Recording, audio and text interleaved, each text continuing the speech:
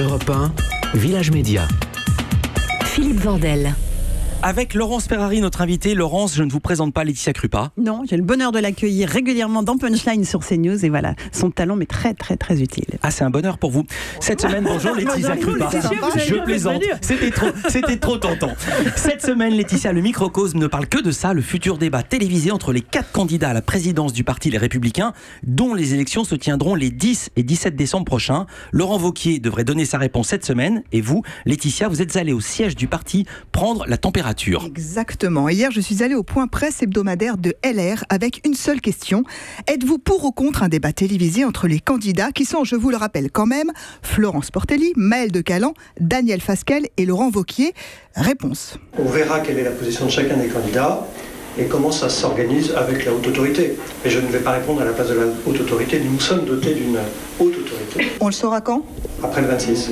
Bon, dans le langage familier, ça s'appelle noyer le poisson. La haute autorité ne sera chargée que des modalités du débat. Ce sont les candidats qui doivent décider s'ils en veulent ou non. Et pour l'instant, Laurent Wauquiez, le grand favori, coince. Il faut dire qu'entre la guerre Copé-Fillon de 2012 ou le crash de Juppé après les débats pour la primaire de l'automne dernier, la droite est échaudée. Mais hier, j'ai quand même un peu insisté auprès de Guillaume Larrivé.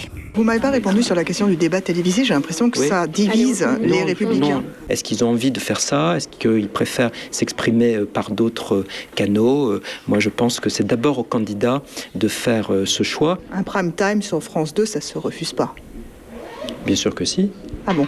Vous n'avez pas besoin d'éclairage médiatique en ce moment? Non, mais il ne s'agit pas de faire du bruit avec la bouche en allant nécessairement derrière chaque micro ou devant chaque caméra. Il faut aussi de la méthode. Ouais, enfin, pour vous donner une idée du pouvoir d'attractivité de la droite actuellement, je vous propose un moment plutôt rare en radio, le son de la salle hier, quelques minutes avant que la conférence de presse commence.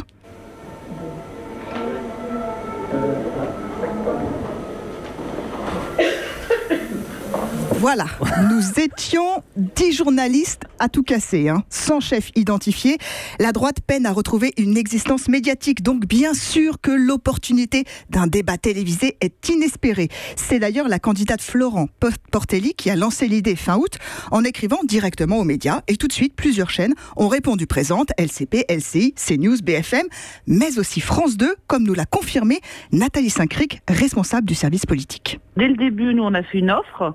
On a fait une proposition en disant notamment qu'on proposait ça en prime. Alors après, je ne sais pas si ça fera 3/4 d'heure, 1 heure, 1 heure et quart, 1 heure et demie, comment ça sera organisé. C'est un énorme risque parce que Maël de Calan, Florence Portelli, Daniel Fasquelle, Laurent Wauquiez, ce ne sont pas des têtes d'affiche. Franchement, si on avait su que Benoît Hamon allait gagner la primaire, tout le monde aurait été étonné.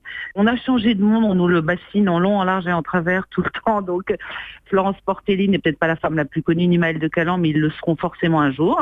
Et puis comme on est dans le service public, on n'est pas forcément obsédé par l'audience. Ouais, enfin, quand on voit le score de Marine Le Pen la semaine dernière à l'émission politique, on peut quand même avoir quelques petits doutes sur celui du futur débat interne à LR. Mais évidemment, les nouveaux venus inconnus du grand public, comme le juppéiste Maël de Calan, ont tout à y gagner. Par définition, nous, on aime toutes les chaînes de télévision, surtout quand elles nous tendent le micro.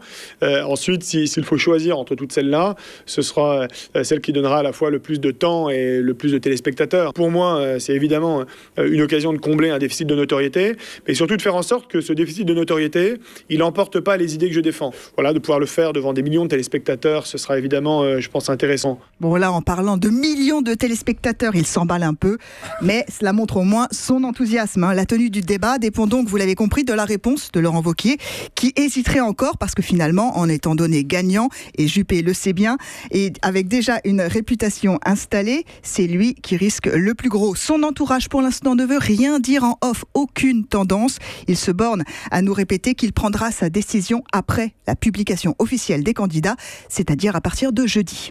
Un pronostic, Laurence Ferrari? Écoutez, je pense que s'il y a un débat, oui, effectivement,